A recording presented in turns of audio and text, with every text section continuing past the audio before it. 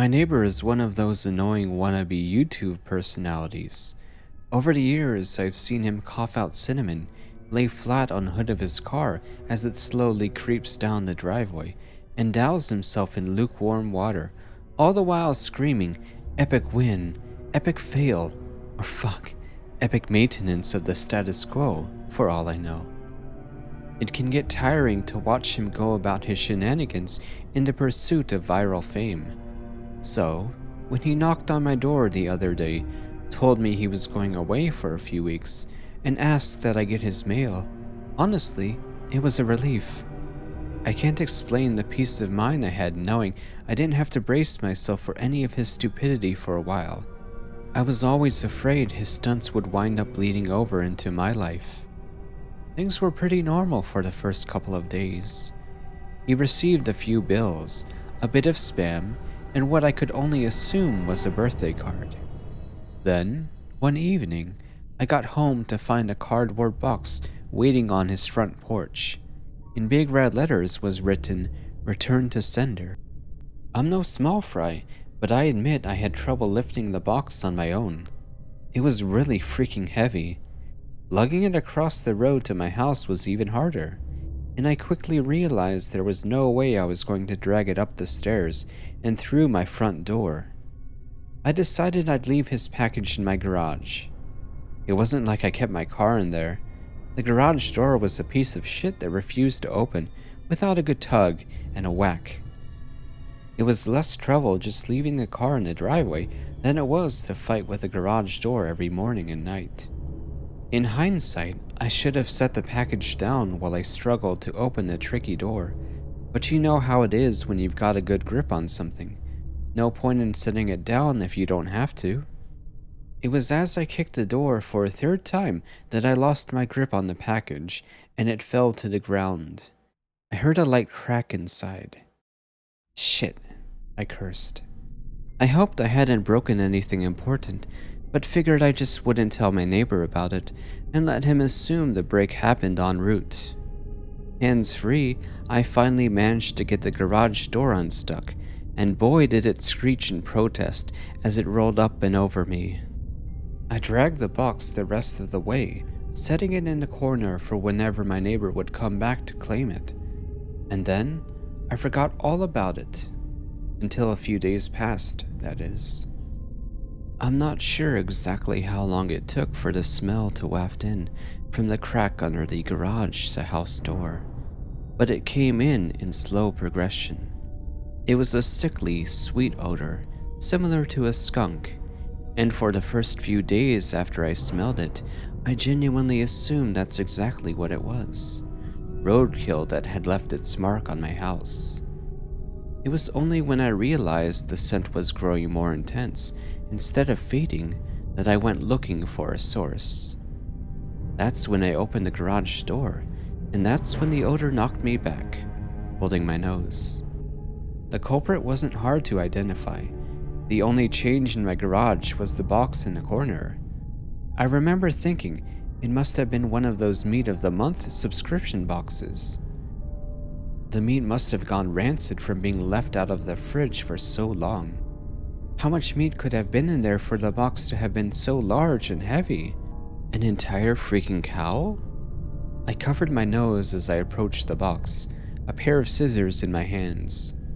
I probably wouldn't have needed them to open it, as it had become soggy enough at the bottom to poke through with a finger. But I wasn't about to poke my finger into spoiled meat juices. That soggy bottom was the reason I had to open the box in the first place. If I tried to drag it out whole, everything would spill onto the floor. I was going to have to dump the pieces of meat one garbage bag at a time and take them down to the dumpster, a process I wasn't looking forward to. My scissors tore through the tape along the top of the cardboard box. I thought the smell couldn't get any worse, but as I flipped the flaps open, I discovered a whole new gamut of stink. It was like opening a burning oven, but instead of a heat wave, I was met with waves of piss, sweat, shit, and putrefaction. It was so bad that I staggered back and had to force down the puke begging to guzzle out of me. I don't think I could have handled that scent mingling with the horrors coming out of the box.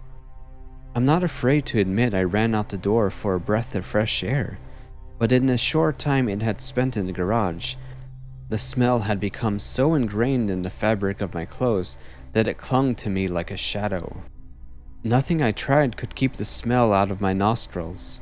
Not air fresheners, not a face mask, not 3 showers and a change of clothes. Every second that box lay open in my garage was another second the smell was allowed a foothold into my home. I had to bite the bullet. I returned to the garage, the flaps of the box still open as though inviting me to look. I was prepared, a clothespin pinning my nostrils shut, a garbage bag in one hand, the strongest cleaner I could find in the other, and long rubber gloves to keep my skin from having to touch what was inside. But as it turns out, I needed none of those things. I wouldn't have to touch or clean the contents of that box. I would only have to suffer the nightmares every night. You see, there was meat in that box, but it didn't come from a cow or a pig. No, it was worse than that. It was my neighbor, dead, still in one piece, but dead. I called the cops, and naturally they took me in for interrogation. It's kind of hard not to suspect a man with a corpse in his garage, after all. Thankfully, they soon realized I wasn't involved. My DNA might have been all over that box, the smell might have left a mark throughout my house, but there was one piece of irrefutable evidence in my neighbor's own hands that proved my innocence. A blogging camera. They showed me the footage only once. I'm not sure if they were allowed to, or if they felt so bad for me they figured it couldn't hurt. Either way, I saw it. My neighbor was sitting in the box outside of a shipping facility, laughing as he told the world how he was going to mail himself across state lines. He had brought pee bottles, food, a pillow, and a few flashlights. His friend, a guy I had seen at his place several times to help with his stunts, closed the lid and presumably dropped him off for shipment. Throughout the next couple of hours, or days, I'm honestly not sure, my neighbor recorded a few short clips about his progress. I think I'm in a truck now. I can feel it moving. Must be in a warehouse. Pretty warm here. Still got plenty of food. That kind of stuff.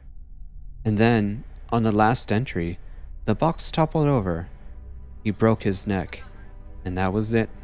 The camera recorded until either the memory card got too full or the battery died.